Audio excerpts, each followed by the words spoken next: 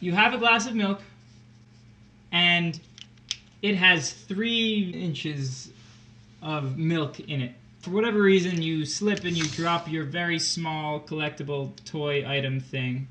And the water level, when you drop this little toy in, goes up by 2 inches.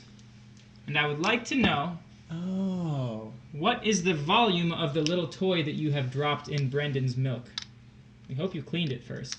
Yeah, so there is there are two pretty, both of these ways are logical to figure this out, and there's one that's quicker, one that's slower. You can figure out how much volume is in the cup of milk before you drop the little guy in.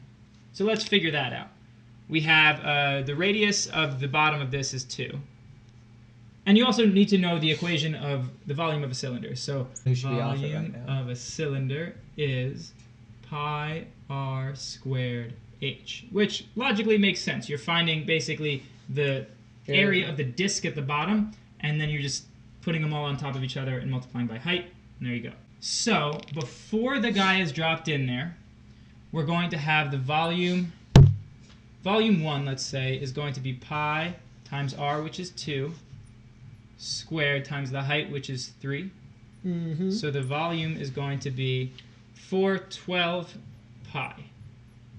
And then, if we find the volume after we drop the guy, and that change in volume has to be the volume of the guy, because that's the only thing that's changed. Pi. The radius is still 2. So here this will also be 2 squared from the radius, and then the height has gone up to 5, so we'll multiply by 5. So the second volume, after you put the little guy in, is 20 pi.